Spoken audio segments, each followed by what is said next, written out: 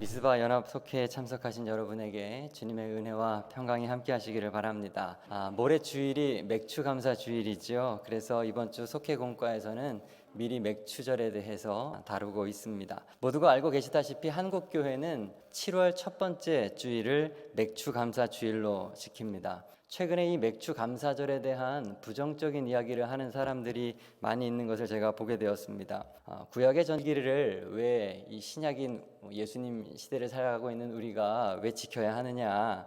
우리는 그리고 농사를 짓지도 않는데 농경 시대의 문화를 굳이 우리에게 가져와서 하는 것은 부족한 것이 아니냐? 더군다나 이 추수감사절 한 번 정도는 내가 용납을 하겠는데 맥추감사라니 도대체 보리수확이라고 하는 이것은 왜 지키는 것이냐, 와닿지 않는다. 어떤 사람은 아주 심각하게 이렇게 얘기하더라고요. 교회가 돈이 필요해서 상반기 결산하면서 헌금하라고 이 절기를 만든 거다라고 하면서 아주 신성모독적인 발언까지도 하는 이들이 있습니다. 여러분은 맥추감사주의를 어떤 의미로 지키고 계십니까? 우리가 오늘 읽은 본문에는 세 가지 절기가 나옵니다. 무교절과 맥추절 그리고 수장절이 그것인데요.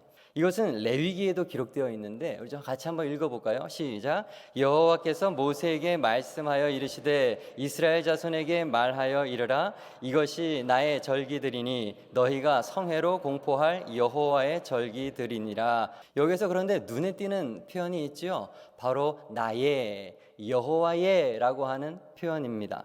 이 절기에 대한 수식어가 나의 여호와의.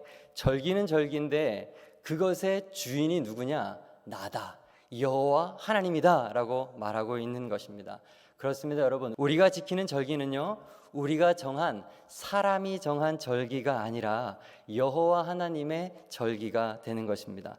그러므로 절기를 맞이하는 우리의 태도는 선택적인 것이 아니에요. 필수적인 것입니다. 순종하느냐 순종하지 않느냐만 이 절기에는 있는 것이죠. 사랑하는 여러분, 일단 맥추절을 맞이하시면서 이 절기가 사람이 정한 절기가 아니라 나의 절기, 하나님의 절기라는 사실을 잊지 마시기를 바랍니다. 그리고 믿음으로 이 절기를 맞이하셨으면 좋겠어요. 기쁨으로 맞이하시기를 바랍니다. 이것이 하나님 백성의 절기를 대하는 마땅한 태도인 것입니다. 이게 유대인에게 가장 중요한 세 절기에 대해서 그래서 정리를 좀 해드리려고 하는데 맥추절만 하려고 했더니 이것만으로는 설명이 되지 않아요. 그래서 오늘 본문에 있는 이 세 가지를 좀 간략하게나마 설명을 해드리려고 하니 여러분 부디 절기를 알고 지키실 수 있기를 소망합니다. 알고 지켜야 돼요. 10년을 교회를 다니고 20년을 교회를 다녀도 왜 부활주의를 지키는 것인지, 왜 맥추감사주의를 지키는 것인지, 추수감사절은 왜 지키는 것인지 그 의미를 알 수 없다면 우리는 헛되게 예배하는 것은 아닌지 모르겠습니다. 먼저 무교절에 대해서 먼저 잠깐 말씀을 드리도록 하겠습니다. 이스라엘 절기는 무교절에서 시작이 되는데 무교절은 유교절과 같이 갑니다. 쌍으로 가요. 우리가 쓰는 달력 말고 유대인들이 쓰는 유대교 달력이 따로 있거든요, 여러분. 그 유월절은 유대인 달력으로 1월 14일입니다. 거기에서 유대인의 절기가 시작돼요. 1월 14일. 우리가 쓰는 태양력으로는 3, 4월에 해당되는 게 유월절입니다. 이 절기는 여러분 잘 아시다시피 유월절 애굽에서 종살이하던 이스라엘 백성을 불쌍히 여겨서 하나님은 모세를 통하여서 건져주셨습니다. 이것을 배경으로 해요. 그때 애굽 왕 바로가 이스라엘 백성이 나가는 것을 허락하지 않았죠. 그래서 하나님이 10가지 재앙을 내렸습니다. 그리고 그 마지막 재앙이 장자의 죽음이었죠. 첫 번째, 태어난 것은 사람이든 짐승이든 할 것 없이 애굽 땅에 있는 모든 첫째는 다 죽는 재앙이었습니다. 단 히브리인들, 유대인들에게만 피할 수 있는 방법이 있었습니다. 어린 양을 잡아서 그 피를 집 좌우 문설주 그리고 인방에 바르면 죽음의 사자가 그 집만은, 피가 묻어있는 그 집만은 건너가게 한 것입니다. 넘어가게 되는 거예요. 한자로 유월이라고 하고 영어로는 이것을 패스오버라고 합니다. 이런 하나님의 구원 역사를 기념하는 절기가 유월절이에요. 이 유월절이 1월 14일이라고 했는데 그 다음 날 15일부터 일주일간이 무교절입니다. 이것은 이스라엘이 출애굽을 이제 했으니까 출애굽 광야 생활했던 것을 기념하는 절기입니다. 그 기간 동안에 이스라엘 백성이 해야 할 것은 두 가지였는데 첫째는 누룩을 넣지 않는 맛없는 빵, 무교병을 먹어야 하는 거예요. 누룩, 오늘날 이스트라고 하는 거, 그것을 넣지 않는 빵을 먹어야 돼요. 빵에 왜 누룩을 넣지 말라고 했을까요? 출애굽, 다시 말해서 구원이라고 하는 것은 오직 어린 양의 피에 의한 것이지 인간의 노력이나 힘에 의한 것이 아니다라는 것을 보여주기 위한 것이에요. 다른 거 넣지 마라. 구원은 예수님으로만 얻는 것이다. 사람이 뭔가 첨가할 필요 없다라고 하는 것을 먹는 것을 통하여서 직접 교육을 시켜주신 것이죠. 그리고 두 번째 해야 될 것은, 첫 번째는 무교병을 먹고 두 번째 해야 될 것은 집 청소를 해야 되는데 누룩을, 집안에 있는 누룩들을 찾아서 제거하는 일입니다. 집의 누룩을 제거하는 이유가 무엇일까요? 방금 전에도 말했듯이 이 누룩이라고 하는 것은 변질, 죄를 상징하는 것입니다. 어느 공동체든지 시간이 지나면 누룩이 생기기 마련이고 변질되기 마련이에요. 그래서 이것을 정기적으로 제거해주고 청소하는 작업이 필요합니다. 다시 한번 돌아보고 거룩해져야 하는 것이에요. 그래서 집을 청소해야 합니다.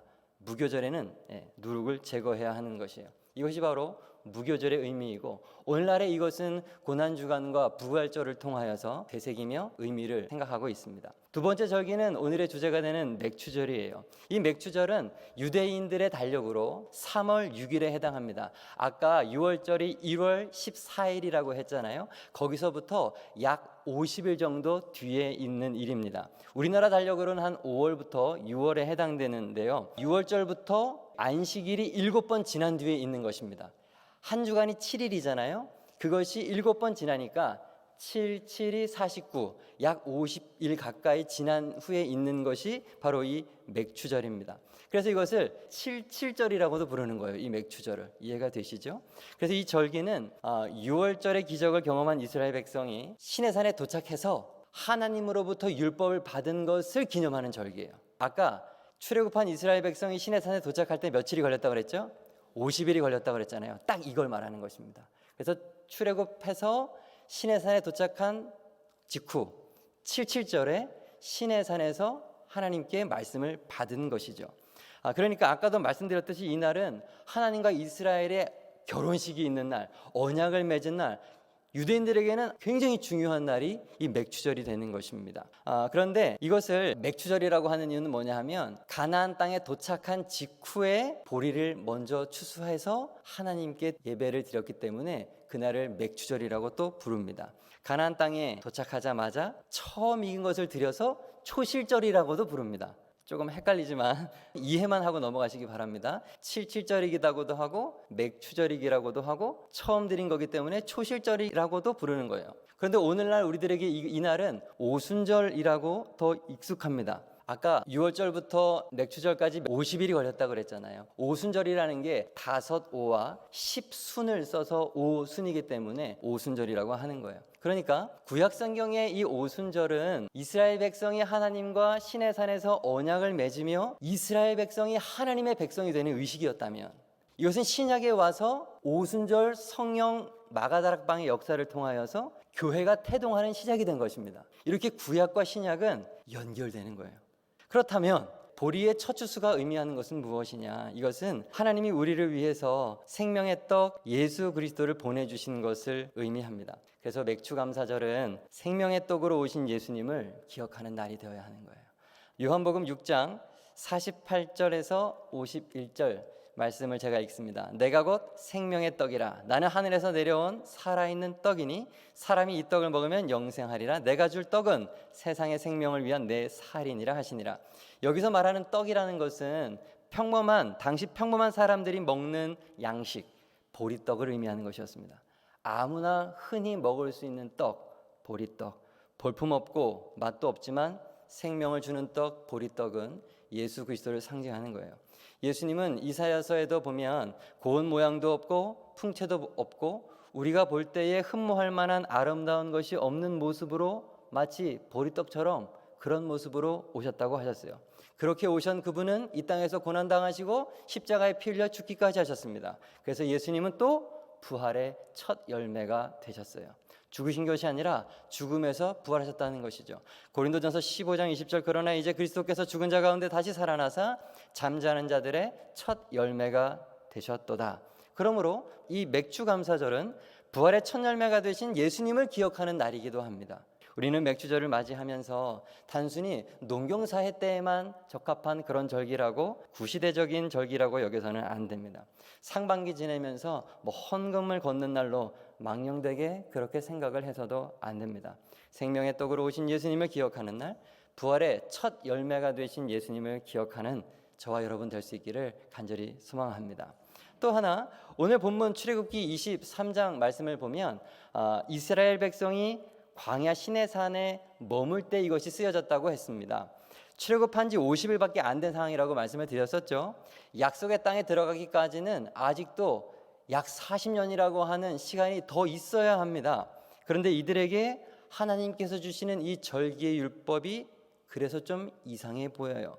여러분, 무교절은 이해가 되죠? 유월절은 이해가 됩니다. 이미 경험을 했잖아요. 하나님께서 장자의 죽음으로부터 건져주신 것을, 어린 양의 피로 구원받은 것을 경험했기 때문에 그것은 감사할 수 있어요. 노예했던 자기들이 이제 자유인이 되었고 약속의 땅으로 가고 있는 거기 때문에 감사할 수 있어요. 무교절의 절기는 지킬 수가 있습니다.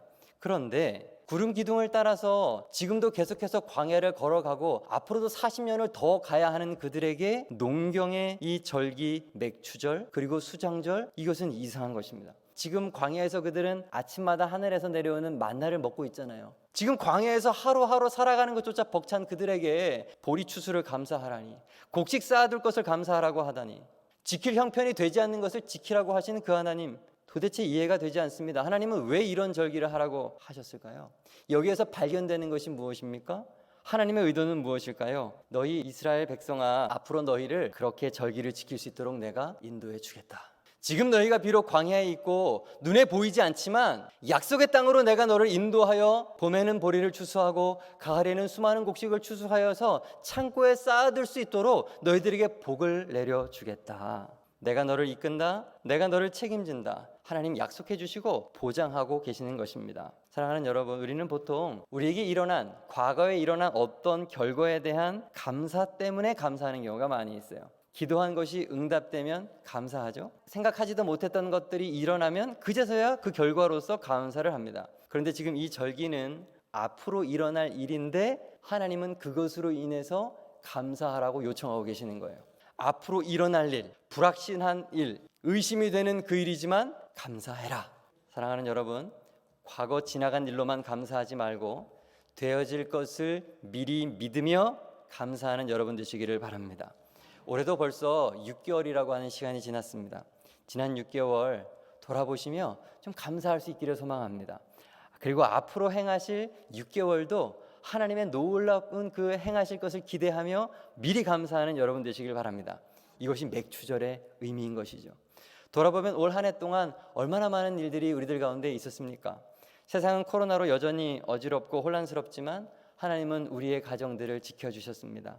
뜻하지 않은 어려움으로 고통스러운 때도 있었지만 주 안에서 견뎌냈고 넉넉하게 이겨서 여기까지 왔습니다. 우리 교회도 보면 새로운 담임 목사님께서 세워지시는 역사적인 일이 있었습니다. 감사할 일은 찾아보면 너무나도 많이 있습니다. 여러분, 그런 하나님은 앞으로도 우리를 인도하여 주실 것입니다. 영적인 건강함도 주시고 육적인 힘도 더해 주시고 마음의 평안도 주시고 우리의 가정도 직장도 교회도 내가 발이 닿는 모든 곳에서 좋은 것으로 채워주시고 돌보아 주실 것을 믿습니다. 하나님이 그렇게 약속해 주셨기 때문에 믿는 거예요. 그냥 막무가내로 믿는 게 아니라 말씀하셨잖아요. 맥추절을 지키라, 수장절을 지키라. 전혀 기대되지 않는 지금 광야에 있는 그들에게 하나님이 복받을 것을 미리 생각하면서 지키라라고 약속하셨습니다. 미리 감사하는 성숙한 믿음을 갖는 저와 여러분들이 될 수 있기를 바랍니다. 그렇습니다. 감사는 지나간 일로만 하는 것이 아니라 앞으로 일어난 일을 미리 할 수 있는 거예요. 이것이 맥추절과 수장절을 지키라고 명하신 하나님의 큰 의도이십니다. 사랑하는 여러분, 신앙이라고 하는 것은 불확실한 미래를 하나님께 맡기고 오늘을 감사히 살아가는 것입니다. 믿음은 인내와 같은 말인 것 같아요. 견디고 또 견디고 주님 오실 날을 기다리고 하나님의 뜻을 기다리고 참고 하는 것이 믿음인 줄로 믿습니다. 마지막으로 간단히 세 번째 수장절은 여러분 잘 아실 겁니다. 오늘날 한국교회가 추수감사절로 지키고 있죠. 유대력으로는 7월 15일부터 일주일 동안 지켜지는데요. 이 절기는 우리나라의 달력으로 9월부터 10월에 해당하는 것입니다. 한 해 곡식을 추수하고 이 곡식을 창고에 쌓아놓을 수 있도록 하나님 그렇게 은혜를 베풀어 주신 것, 그것을 감사하고 찬양하는 절기, 그것이 바로 수장절의 의미인 것입니다. 이 절기는 또 무슨 의미를 가지고 있을까요? 마지막 재림의 날을 예표하는 것입니다. 우리 예수님은 우리가 알지 못하시는 날 다시 오겠다고 약속하셨습니다. 그날은 추수의 날이 될 것이고 심판의 날이 되는 것입니다. 알곡과 쭉정이가 갈려지는 날입니다. 양과 염소가 나뉘어지는 날입니다. 그렇습니다. 추수감사절은 마냥 올 한 해 하나님이 나에게 먹을 것 잘 배불리 잘 주셨다, 에라디야 기쁘다, 그렇게 즐기는 날이 아니에요. 막연하게 그냥 감사하다 이것으로 끝날 날이 아닙니다. 진지하게 마지막 심판, 마지막 주님의 추수를 두려운 마음으로 생각하고 나의 오늘의 신앙을 돌아보는 날, 이것이 바로 추수감사절의 진정한 의미가 되는 것이죠. 진지하게 우리는 추수감사절마다 생각해야 되는 거예요. 마지막 날 나는 알곡이 될 것인가, 나는 쭉정이가 될 것인가, 스스로 돌아보며 하나님께 나아가는 날, 그게 바로 수장절, 추수감사절의 의미인 것입니다. 말씀을 정리하겠습니다. 첫째, 우리가 지키는 절기는 우리 사람이 정한 절기가 아니라 하나님이 정한 절기다. 나의 절기라고 하였으니 우리 순종하는 마음으로 이 절기를 지켜야 한다. 이 맥주감사절이라고 하는 것은 생명의 떡으로 오신, 보리떡으로 오신 예수님을 기억하는 날이다. 세 번째, 그래서 부활의 첫 열매가 되신 예수님을 기억하는 절기, 맥주감사절의 의미다. 그리고 그래서 마지막 네 번째, 과거 지나간 일로만 감사하지 말고 앞으로 되어질 일들을 믿으면서 미리 감사할 수 있는 저와 여러분 될 수 있기를 주님의 이름으로 축복합니다. 아멘.